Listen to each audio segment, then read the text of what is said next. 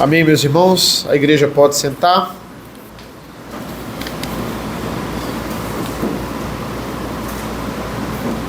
Vamos abrir a palavra do Senhor na carta de Paulo aos Efésios, como estamos fazendo. Efésios, agora vamos adentrar no capítulo 5. Nós estamos aí na reta final da carta. Capítulo 5, eu vou ler os versículos, inicialmente versículos 1 e 2 apenas.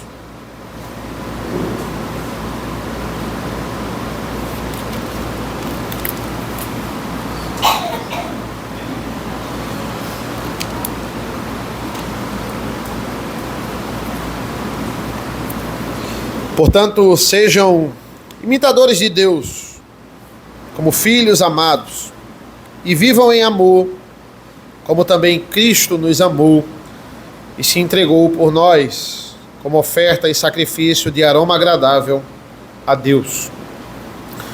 Senhor nosso Deus, nosso Pai, nós queremos te pedir mais uma vez, com o coração contrito e entendendo que a verdadeira fonte de sabedoria para que essas verdades aqui elas possam ser praticadas por nós, elas não só fiquem apenas nesse local, apenas um conhecimento teórico, mas sabemos que a prática, essa capacidade de executarmos as tuas verdades, ela vem do Senhor.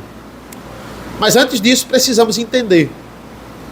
Esse é o trabalho do Espírito Santo nas nossas vidas.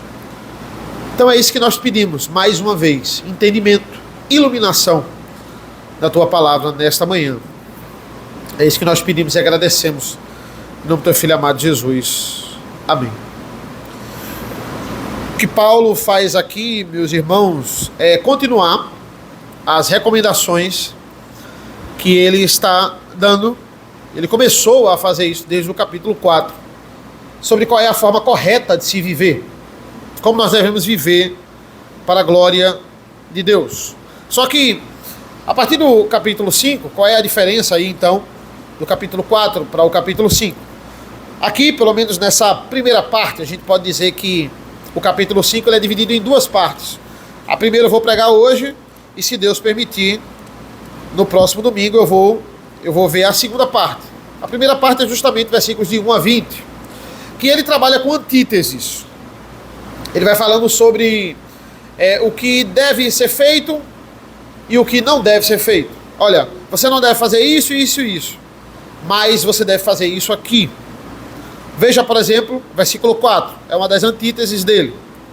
Não usem linguagem grosseira, não digam coisas tolas, nem indecentes, pois isso não convém. Pelo contrário, olha aí o que ele diz. Agora ele dá a adversativa. Pelo contrário, digam palavras de ação de graças. Ele vai fazer isso por todos esses 20 versículos, digamos assim. Ele faz esse grande contraste. Olha, como se comporta um filho das trevas e como se comporta um filho da luz, né? Ele faz esse contraste entre trevas e luz. E é muito interessante porque se a gente olhar a progressão revelacional da palavra de Deus, a gente vai ver que isso sempre existiu. Filhos das trevas e filhos da luz. Desde Gênesis 3,15, quando Deus profetizou, né, ele já tinha decretado essa guerra, digamos assim, essa inimizade entre os descendentes da mulher e os descendentes da serpente. Começou com os descendentes de Caim e os descendentes de Sete. Mas aí em Gênesis 6 eles se casaram. A maldade se generalizou. Aí Deus bifurcou mais uma vez. Vai ser toda a humanidade e a família de Noé. Aí depois com Abraão, Deus bifurcou mais uma vez. Agora vai ser a nação de Israel e os gentios. Eu vou me revelar para uma nação e aí vão ter os gentios. Alguns deles vão até ser convertidos já no Antigo Testamento, mas essa divisão é clara. E agora uma nova bifurcação, a nossa, nos dias de hoje, desde a época de Paulo também. Gentios e judeus salvos e gentios e judeus não salvos. Filhos de Deus e filhos do diabo, filhos das trevas e filhos da luz. E o que fazer diante disso? Isolar a nossa igreja, né? Será que essa é a solução? Aqui só tem filhos da luz, então vamos pegar e quando a gente for construir uma igreja, a gente constrói no alto de uma montanha, distante, né? Num deserto ali, num local escondido, num local separado. Será que essa é a solução? Não. Deus quer a gente no meio da sociedade. Deus quer que a nossa luz brilhe no meio dessa sociedade depravada. O próprio Cristo, naquela parábola da luz, ele vai dizer, olha, não tem serventia você colocar a lamparina debaixo da mesa. Vai iluminar, mas não tão quanto se ela ficar em cima da mesa. Ela vai ficar em cima da mesa, se ela ficar exposta, ela vai iluminar muito mais. Então, é onde você deve estar no meio da cidade. Você deve plantar uma igreja aqui, onde a sociedade ela se comporta. E Paulo está falando, essa é a carta das bênçãos, né? Como eu estou dizendo a vocês aqui, constantemente nos domingos. São as bênçãos. Quantas bênçãos Deus nos dá. Como fomos abençoados.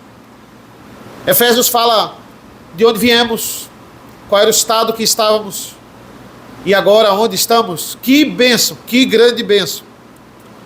E eu gosto muito da linguagem aqui de Paulo, porque ele fala em alguns momentos que nós somos filhos da luz e existem os filhos das trevas, mas ele também nos chama da própria treva. Veja que linguagem interessante, versículo 8. Porque no passado vocês eram trevas, olha, vocês não eram nem filhos das trevas, vocês eram a própria treva, né? No passado vocês eram trevas, mas agora são luz do Senhor. Vocês agora são a própria luz, né? Vocês eram trevas e agora são própria luz. E por que isso, né? Por quê? Por que agora somos assim? Porque Deus viu algo importante na gente, né? Deus viu uma coisa muito diferente de mim e o outro ímpio. Deus olhou, não, olha, eu podia investir no outro ímpio, só que o outro ímpio, ele é mais rebelde que Eduardo, ele é uma pessoa que desobedece mais, que não é tão... Então eu vou investir em Eduardo, porque Eduardo é menos rebelde. Então, esse é o pontapé inicial de Deus para trabalhar nas nossas vidas? Não, de forma nenhuma.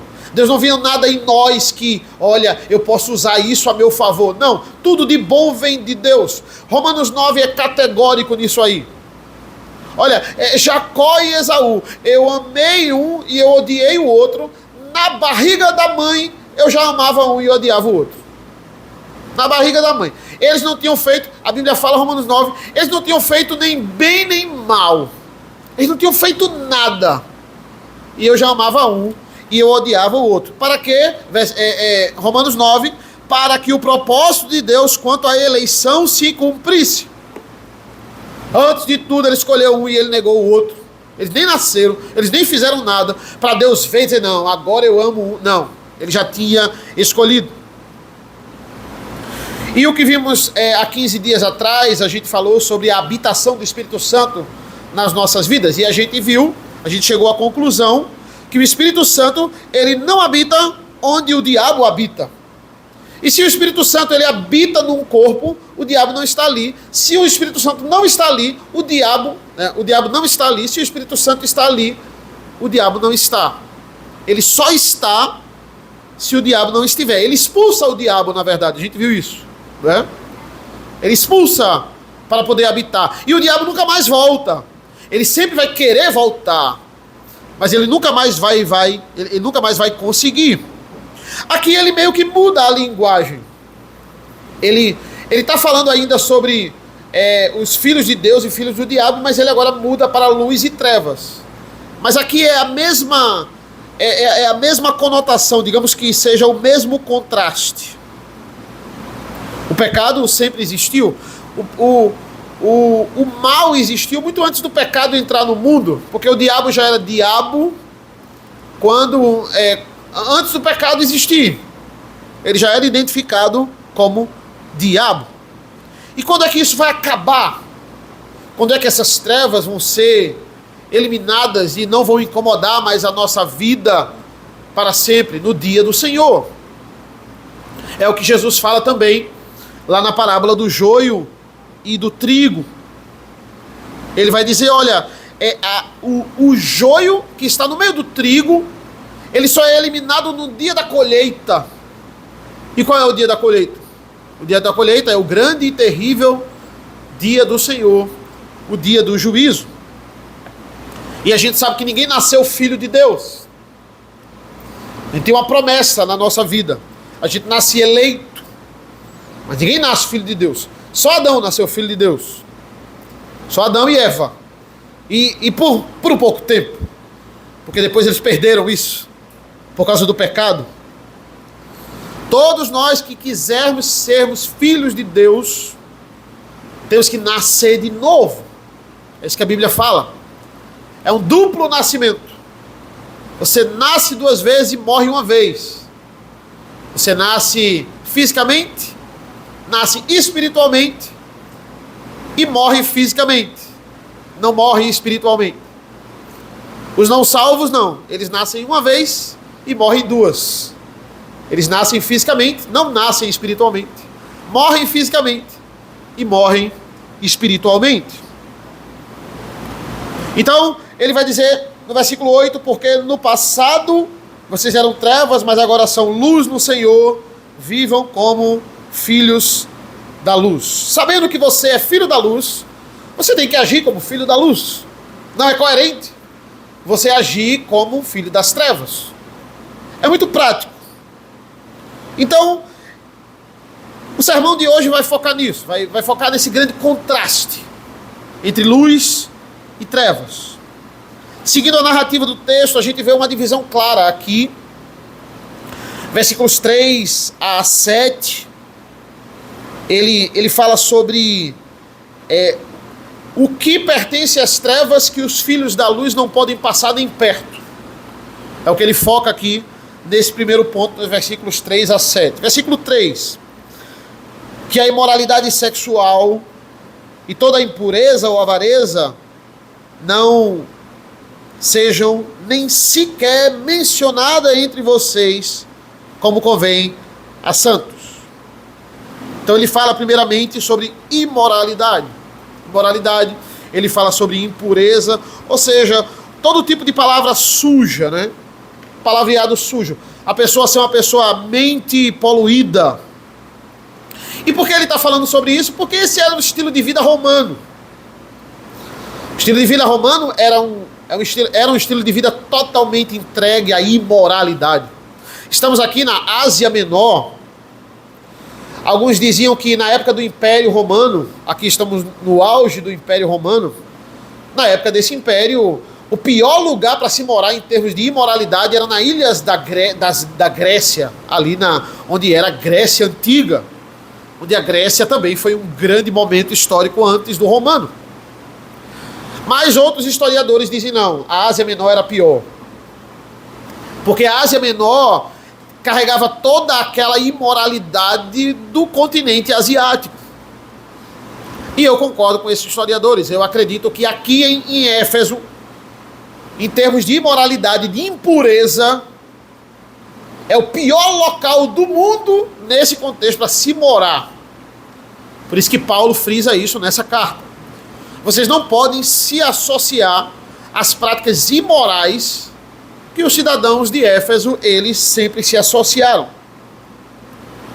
Então essa herança grega de imoralidade, ela também é muito forte ali naquela área, mas eu tenho uma herança asiática aqui muito pesada. E aqui o evangelho está entrando agora. Aí diz assim, olha, vocês não podem nem mencionar, isso não pode ser nem mencionado, esse tipo de palavreado, esse tipo de conversa, esse tipo de assunto, não pode ser nem mencionado entre vocês. Por quê?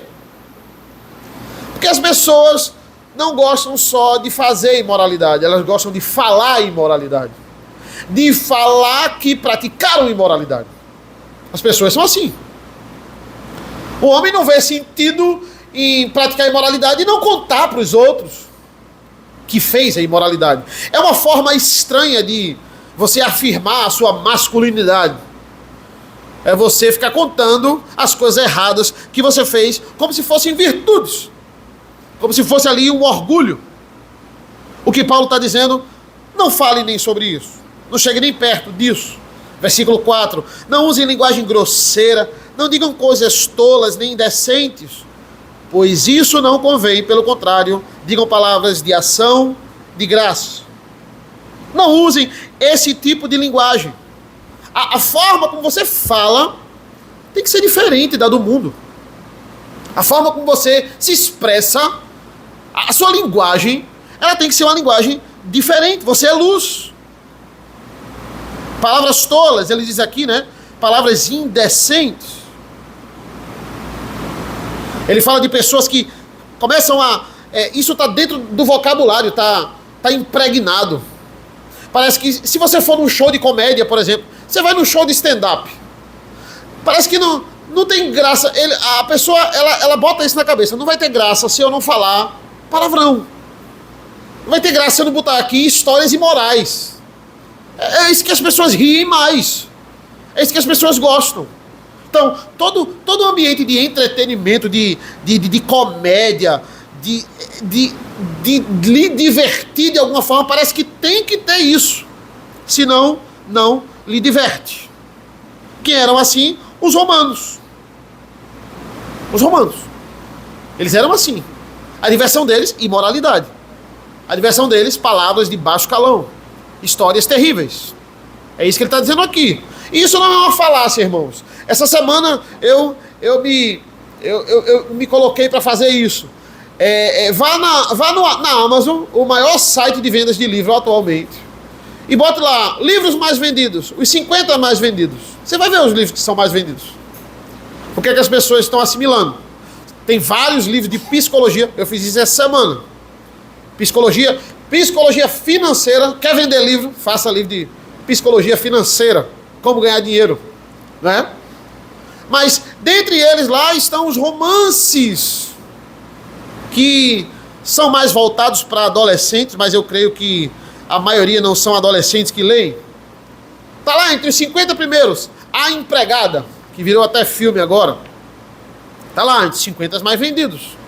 E tem um que eu botei até no sermão. Olha o título do livro, um dos 50 mais vendidos no site da Amazon. O cara que eu estou gostando não é um cara. Esse é o título do livro.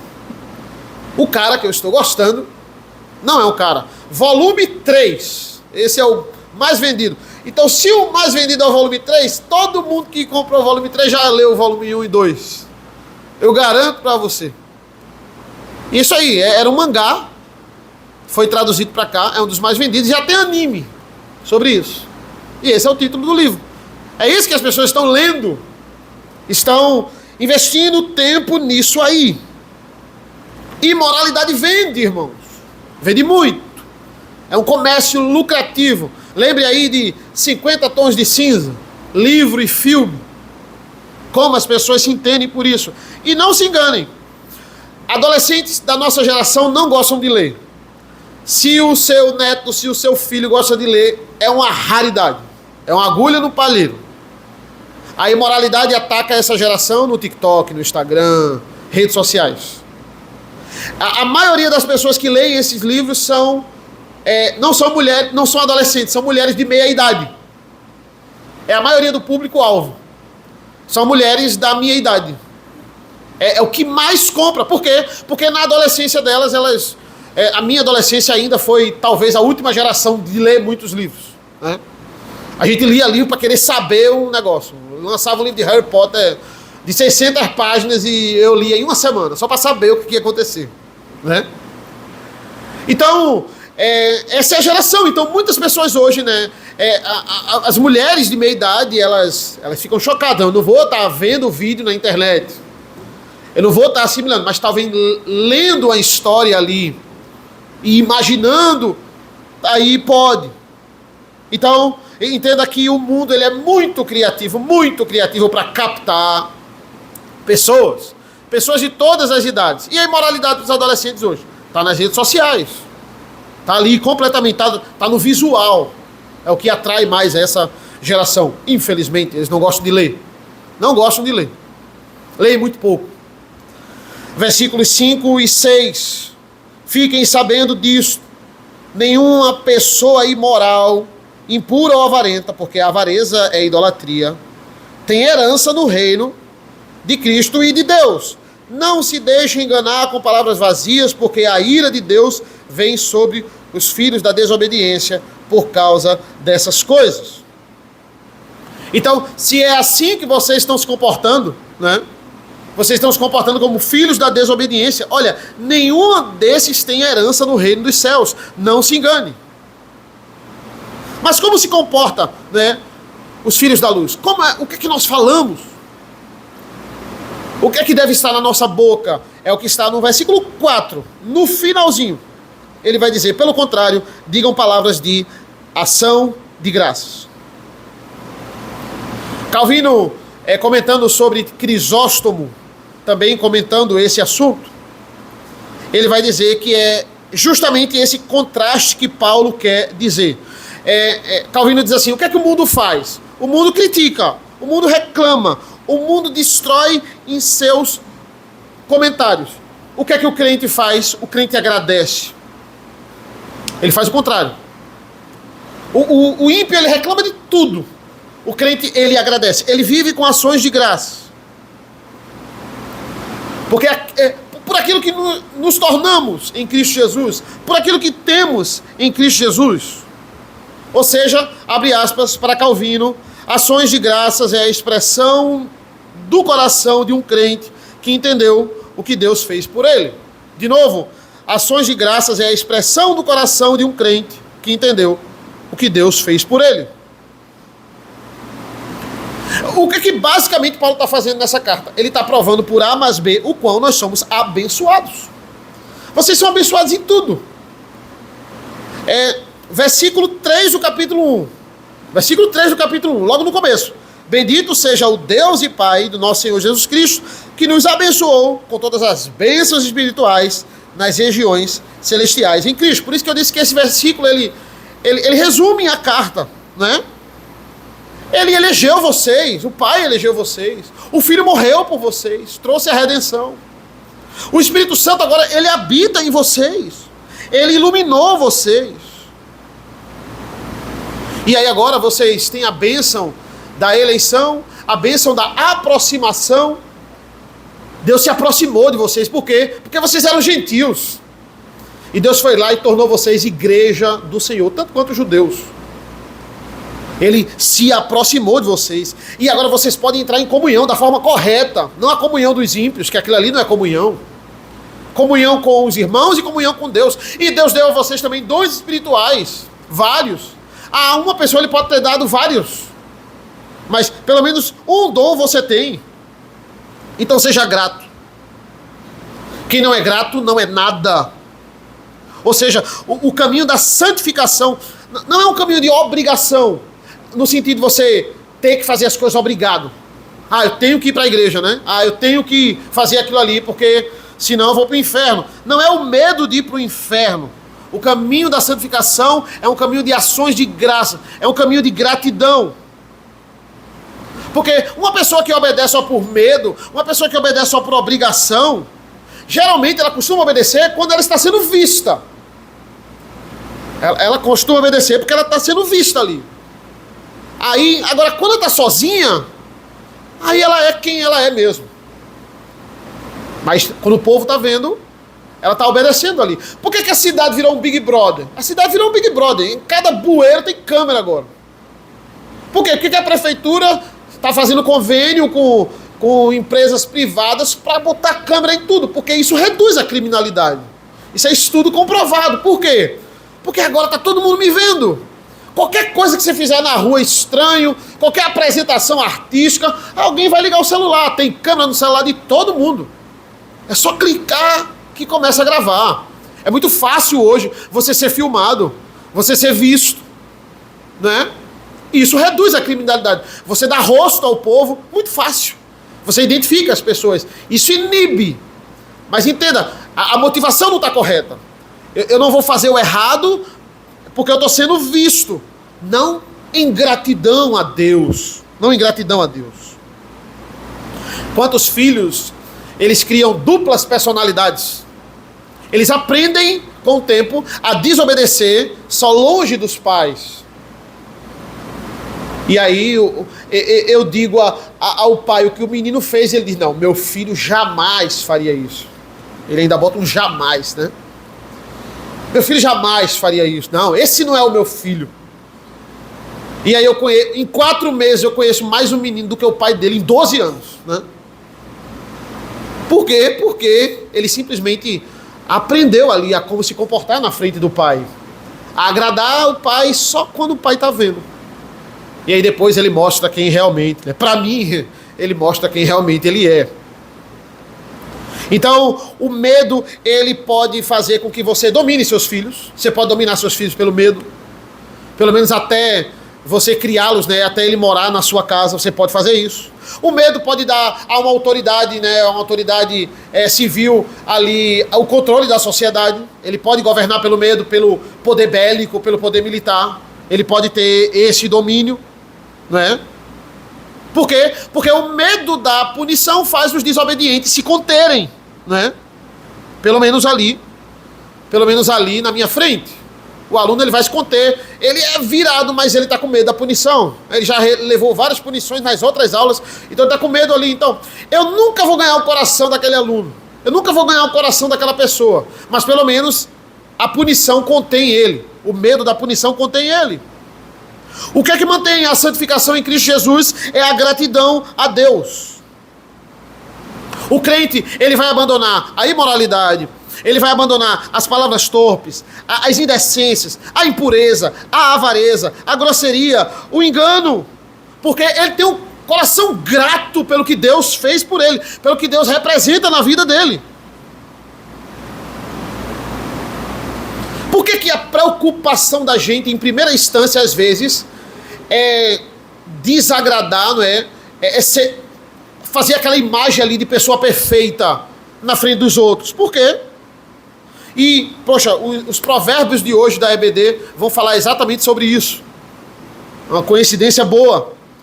A questão de você viver de aparência. Por que muitas pessoas, elas prezam só pela vida de aparência? Porque elas não querem ser julgadas. Elas não querem ser canceladas, elas querem ser amadas. Mas como podemos esconder isso de Deus? Quando a gente tenta esconder quem nós somos de Deus, a gente é como Adão que tentou se esconder de Deus. Que tolice se esconder de Deus. Deus se encontrava com ele todo dia de tardezinha. Aí naquele dia ele se escondeu porque ele achou que Deus não ia achar. Ah, vou me esconder porque Deus vai achar, vai passar despercebido o encontro da gente hoje. Que tolice, toda vez que a gente quer esconder quem nós somos e não queremos tratar o nosso pecado, nós somos igual a Adão, se escondendo de Deus. Deus sempre soube onde Adão estava. Qual é o grande antídoto contra todas essas coisas? Gratidão, ação de graças. Um homem grato diz, olha, por tudo que o Senhor fez por mim, por tudo que Ele me deu, por tudo que Ele representa na minha vida, por causa do estado que Ele me tirou, do local de onde Ele me tirou, eu preciso obedecê-lo. O mínimo que eu posso fazer é cumprir os seus mandamentos. Mandamentos esses que não melhoram a Deus, porque Deus não pode ser melhorado. Mandamentos esses que só faz bem para você mesmo, que só vai melhorar a sua vida. Por isso que Deus revelou a todos nós. Paulo avança, versículo 7, portanto não participem daquilo que eles fazem. É incoerente o cristão está dizendo essas coisas. Versículo 8, como eu já li, né? Porque no passado vocês eram trevas, mas agora são luz no Senhor. Vivam como filhos da luz. Vocês não apenas estavam nas trevas, vocês eram a própria treva, mas agora vocês são luz. Por que ele fala isso? Porque isso é uma questão de natureza. Isso está na nossa natureza. Olha, Quando acontece alguma coisa terrível, eu estava no meio. Antes de tudo, irmãos, antes de eu colocar a culpa, né, meu filho fez alguma coisa errada, então, antes de eu colocar a culpa nas influências, é a primeira coisa que um pai vem e fala, não, mas isso aí são as amizades, né? O menino é o criador do pecado, ele fala das amizades, né? É ele que está influenciando, não, são as amizades. A gente nunca vê o pecado em si, sempre a culpa é da sociedade. Sempre a culpa é do outro. Não, foi fulano que me influenciou. Foi o diabo. Sempre a culpa... Todo mundo gosta de botar a culpa no diabo. O diabo é um grande ajudador disso aí. Mas o causador somos nós. É a nossa natureza pecaminosa. Por isso que ele diz, você era treva, agora é luz. Se comporte como filhos da luz. Versículo 9. Porque o fruto da luz consiste em toda bondade, justiça e verdade, tratando de descobrir o que é agradável ao Senhor. Não seja um cúmplice, prestem atenção nessa palavra, não seja cúmplice nas obras infrutíferas das trevas, pelo contrário, tratem de reprová-las. Não, eu ando na roda dos imorais, mas eu não pratico imoralidade, né? Eles falam lá piadas terríveis, coisas terríveis, mas eu não falo. Eu não falo nada de errado, eu não faço nada de errado, eu não pratico imoralidades, eu não sou igual a eles. Está tudo certo? Não, está errado. Se você está nesse ambiente e você fica tranquilo nesse ambiente que constantemente as pessoas estão desagradando a Deus, Paulo está lhe chamando aqui de cúmplice. Ah não, eu tenho 4 amigos, eles resolveram roubar um banco. Roubar um banco. Eu não quero roubar. Mas eu vou só para ficar de fora. Ó, para ficar de fora. Eles vão roubar, vão assaltar, vão pegar em armas, vão sair com dinheiro e eu vou ficar olhando. Mas eu não vou roubar. Eu não vou roubar. Você se tornou o quê? Cúmplice. Você é cúmplice daquilo ali. Mas eu não peguei em arma. Eu não peguei. Eu não dei coronhada em guarda nenhum. Eu nem dirigi para eles, para fugir. Nada não, só fiquei olhando. Achando engraçado. Eu nem peguei o dinheiro, nem gastei o dinheiro. Não fiz nada, tudo bem, mas é cúmplice. Vai preso do mesmo jeito. Sabia e não disse nada. Compactuou com aquilo. Talvez uma pena menor, né? Vai ter uma pena menor aí. Mas é criminoso do mesmo jeito. É criminoso do mesmo jeito. Ele está dizendo, olha, não seja cúmplice. É a pessoa que... Ele diz que é filho da luz, mas ele vive tranquilamente com os filhos das trevas. Ele ri das piadas dos filhos das trevas. Ele compactua com aquilo. Mais uma vez, é uma questão de natureza. A luz não consegue se misturar com as trevas. Quando existe luz, automaticamente as trevas se dissipam. Não convivem no mesmo espaço, do mesmo jeito que o Espírito Santo não convive no mesmo espaço do diabo. Essa é a analogia que ele faz agora. Versículo 12, veja como isso complementa. Pois aquilo que eles fazem em segredo é vergonhoso até mencionar. Mas todas as coisas, quando reprovadas pela luz, se tornam manifestas. Porque tudo o que se manifesta é luz. 12, o que eles fazem é vergonhoso até a gente mencionar aqui. Não vou nem escrever na carta, Paulo está dizendo. E versículo 13, olha, quando você é luz e está no meio delas, das trevas, a luz ela começa a iluminar o pecado deles, a realçar o pecado deles. Os seus comentários contra o que eles fazem realçam o pecado deles. É isso que a luz faz. A luz dissipa as trevas, ela não convive com as trevas. Se você está convivendo com as trevas, você não está sendo luz. É isso que Paulo quer que a gente chegue aqui, essa linha de raciocínio. Não tem como ele ficar convivendo ali com as trevas. A luz automaticamente incomoda as trevas. É normal você ser perseguido. É normal você ser questionado. Você ser confrontado quando você é luz. É completamente normal, porque esse mundo jaz no maligno. E para concluir essa segunda parte, ele vai citar aqui no versículo 14. Por isso é que se diz, desperte você que está dormindo. Levante-se dentre os mortos e Cristo o iluminará. Acorde, né? Desperte. O Howard Ronen, ele vai dizer, coincidentemente, você dorme de noite. Geralmente, a maioria das pessoas. E a noite está às trevas. E coincidentemente você acorda de dia, né? Você acorda quando há luz. Então ele diz, acorde, porque você foi feito para a luz, você não foi feito para a noite. Muitos crentes de Éfeso estavam dormindo. Muitas pessoas estavam praticando isso, ou estavam sendo cúmplices da imoralidade, das práticas de Éfeso, na igreja de Éfeso. Paulo está alertando esses irmãos. É impossível você ser luz e conviver tranquilamente com as trevas. Sobre essa passagem, irmãos, Hendrickson, Calvino e Charles Hodge, eles concordam que essa é uma citação direta de Isaías 61.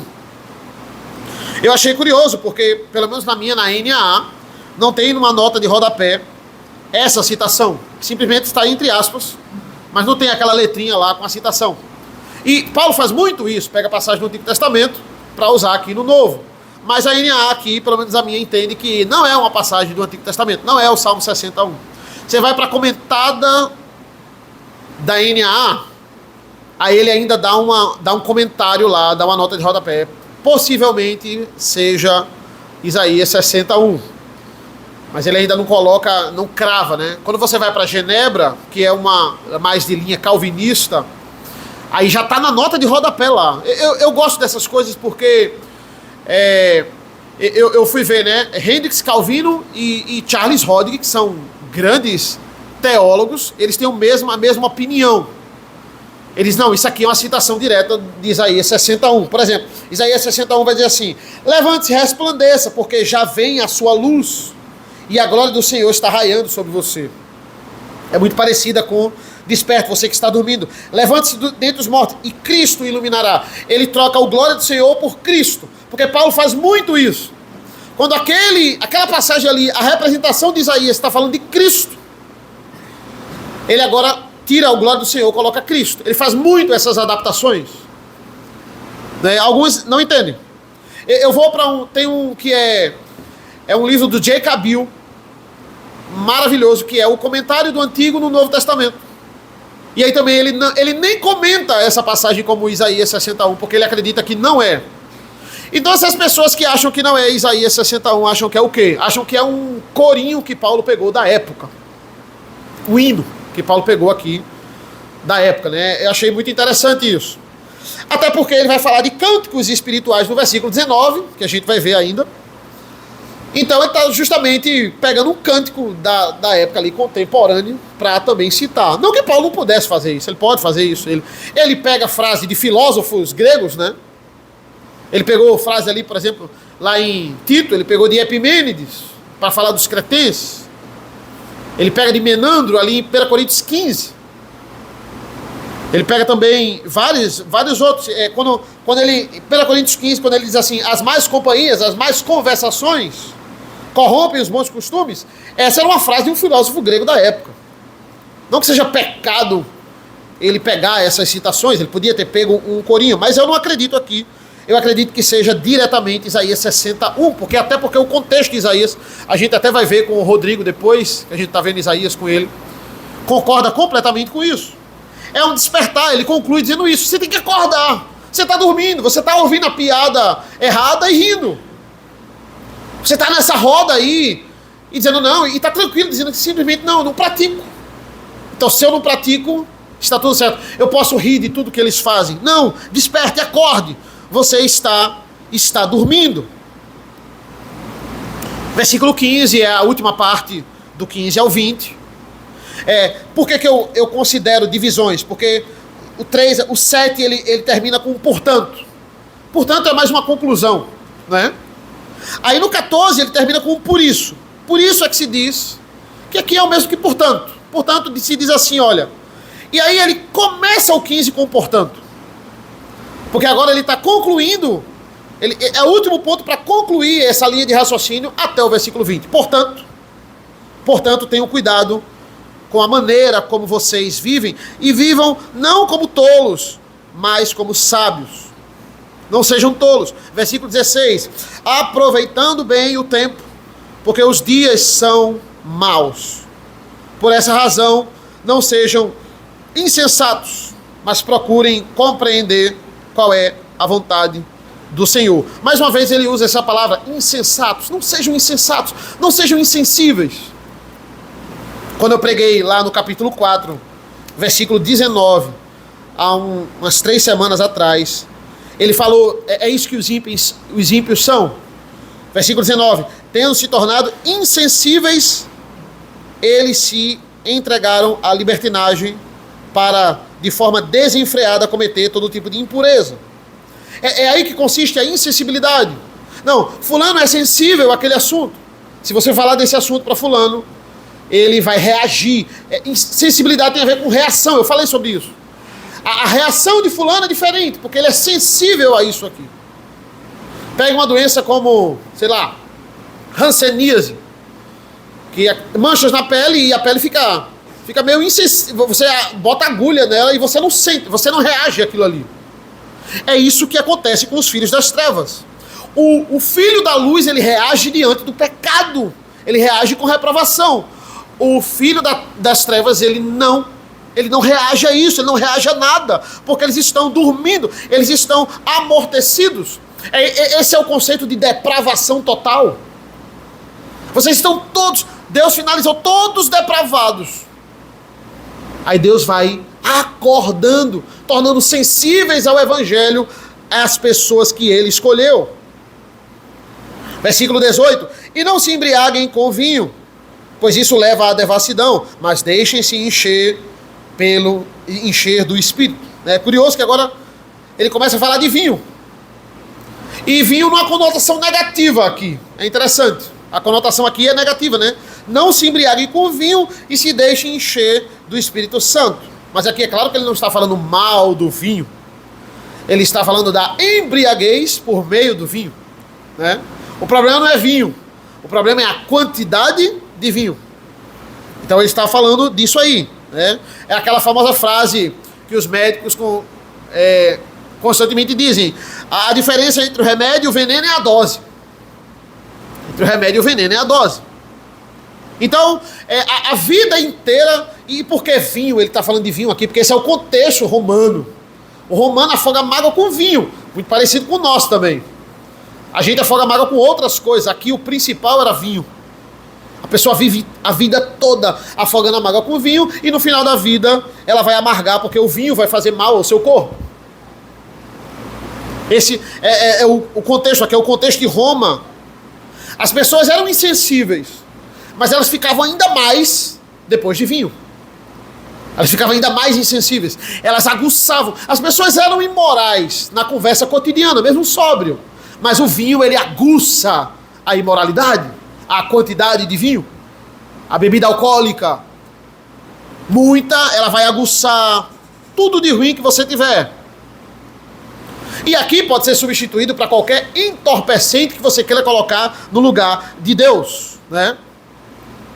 Às vezes você pode pensar: pastor, eu não influencio muita gente, não. Eu não sou nem uma lâmpada, eu sou um fósforo, né? No meio da escuridão, eu sou um fósforo. Mas mesmo o fósforo, ele ilumina bastante. Só um fósforo numa sala, ele já dissipa as trevas. Você precisa falar. Você precisa se posicionar. Mas pastor, eu não tenho influência nenhuma, as pessoas não me ouvem. Aí você quer fazer o papel do Espírito Santo? A minha função não é, se eu não tiver muitos seguidores, se eu não tiver muitas visualizações, eu vou parar de pregar. Não, minha função não é essa. A minha função é pregar. A minha função é falar. O alcance daquilo ali é com o Espírito Santo. Isso é com o Espírito Santo. Quem convence, quem converte, quem ilumina, não sou eu. Não é a minha habilidade, não é a minha gritaria, não. É o Espírito Santo. É o Espírito Santo. Essa semana faltou energia lá em casa. Chuva, né? É de quinta-feira. E é muito interessante.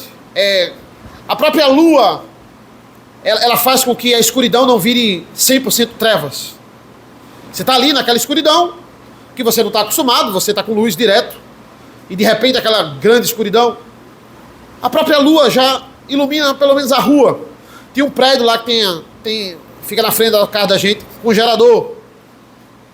E a luz do prédio incendiava a minha varanda, pelo menos. Já tinha luz ali. Como a luz, ela é eficaz sobre a escuridão. Onde a luz, as trevas, elas vão embora. Não dá para conviver no mesmo espaço. Acenda a sua luz e cumpra o seu papel de iluminar. Os filhos da luz, uma das características deles é que eles não conseguem se esconder. Eles não querem se esconder. Versículo 16, eu já tinha lido, mas eu vou reler. Aproveitando bem o tempo, porque os dias são maus. Se você se embriagar com vinho, você está perdendo o seu tempo. Você está jogando seus anos, os anos que Deus lhe deu, no lixo. Aproveite o seu tempo. Você tem que remir o tempo. É isso que ele vai dizer aqui. Não se deixe embriagar. E agora no contexto de hoje, não se deixe embriagar por rede social. Não se deixe embriagar por...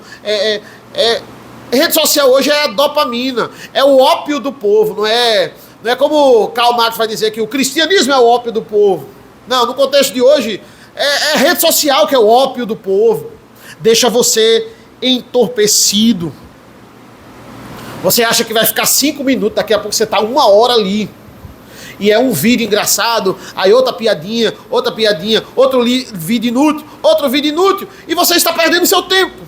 Você está deixando ser levado por isso aí. A culpa é da sociedade, como vai dizer Durkheim, né? Como vai dizer Rousseau, iluministas. Olha, o meio é que corrompe. O meio pode ajudar, mas muito pior é o que está dentro de você, é a sua natureza pecaminosa. É isso que vai lhe atrapalhar. O que é que está diminuindo a nossa luz?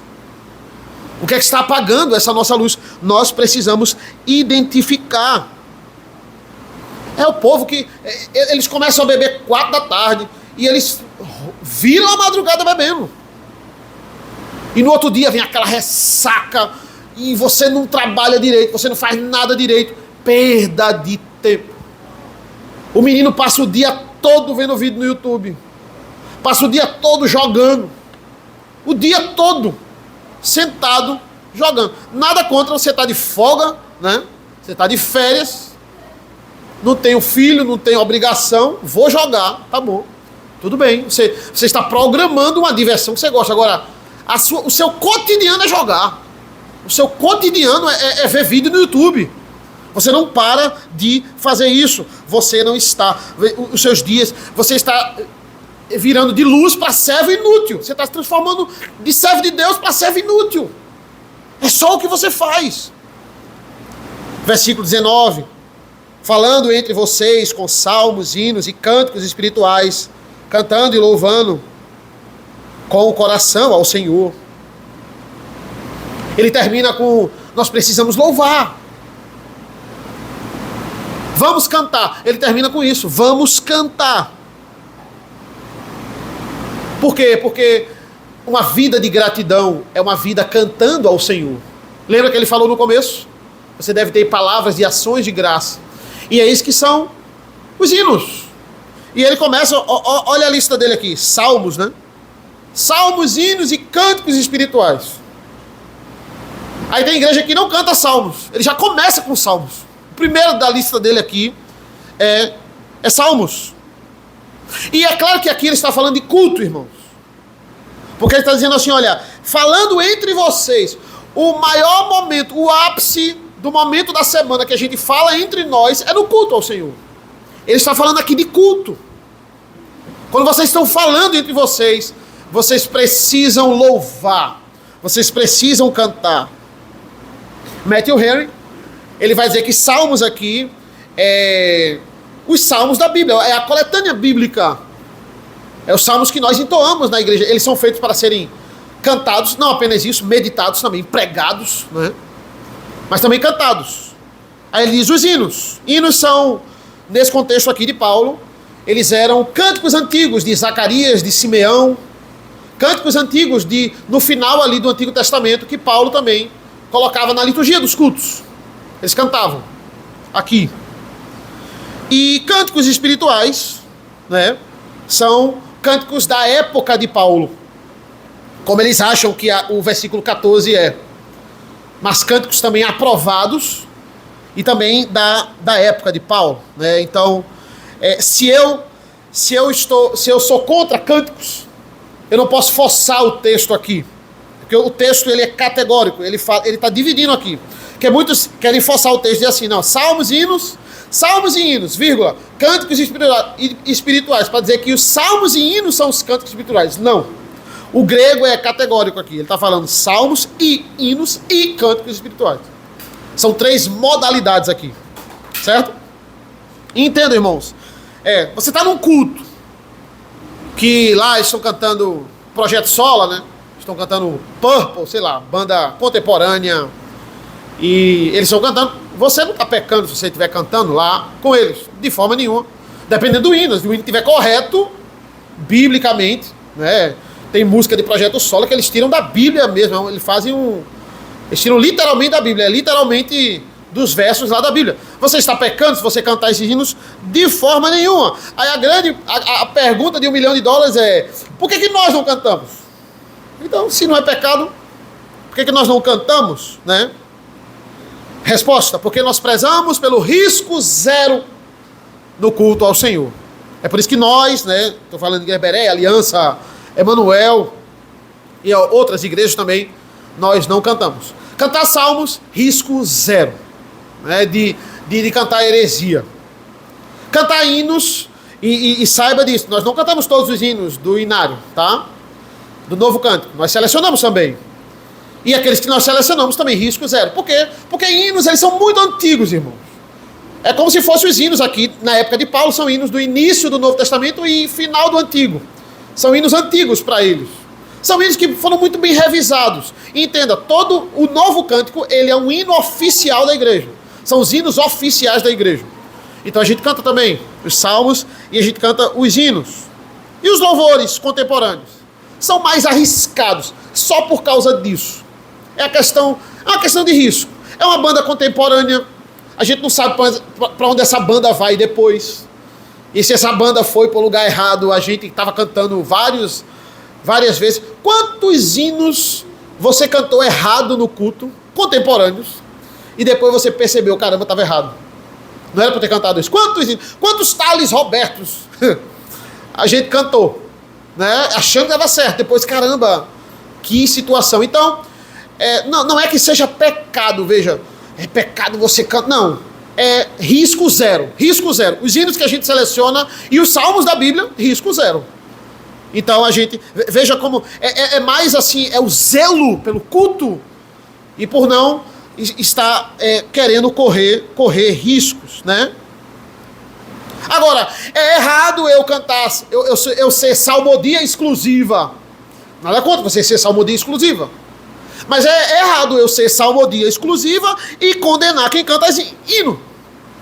Eu sou salmodia exclusiva. Eu sou mais santo porque eu não canto os hinos, né, feito por homens e não é inspirado por Deus diretamente como os salmos. É errado achar isso, é errado. É errado cantar hinos e salmos e ficar falando mal de quem canta cânticos. Se esses cânticos estiverem corretos, não tem problema. É errado quem canta apenas hinos e cânticos condenar quem canta salmos, né? Além de estar errado, eles estão errados porque não estão cantando também. Porque salmos é o primeiro da lista, é uma obrigação bíblica cantar salmos no culto. É errado ele estar falando mal da gente e errado ele não estar cantando. Ele está cometendo um pecado grave de não estar colocando isso na sua liturgia. Salmos não é uma opção. Salmo está na Bíblia. Precisa ser cantado. Então, ele está dizendo, olha, os louvores existem para ser cantados, e cantados entre nós, na reunião solene. Esse é o jeito de a gente mostrar gratidão. O próprio Jesus, nós cantamos o Salmo 22, a gente não cantou a estrofe que Jesus falou no seu momento de maior dor, ele fala o Salmo 22, versículo 1. Deus meu, por que me desamparaste? Porque o Salmo é uma anatomia da alma. No momento que você não estiver conseguindo falar de dor, procure um Salmo e entoe ao Senhor, porque eles são a anatomia da alma.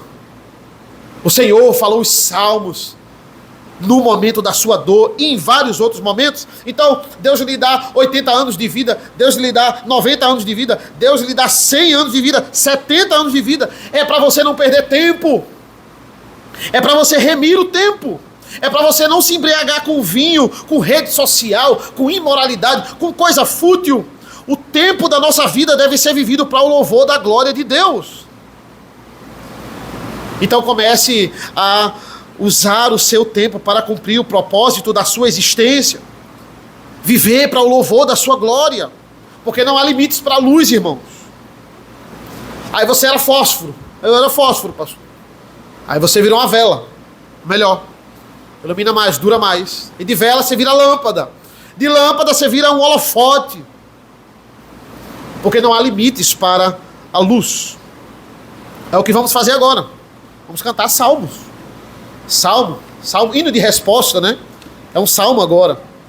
É o que vamos fazer. Esse é o nosso dever. Antes, vamos orar. Senhor nosso Deus, nosso Pai, nós te agradecemos pela leitura da Tua Palavra, nós te agradecemos pelo Teu Evangelho, que é vivo, que é atual, que é precioso em nossas vidas. Nos abençoa, nos conduz para que nós cada vez mais possamos Te agradar. Entendemos como nós temos que nos reunir, como nós temos que viver nesse mundo. Ser conosco nesta manhã, em nome do Teu Filho amado Jesus. Amém. Vamos ficar de pé, meus irmãos, vamos louvar o Salmo 115.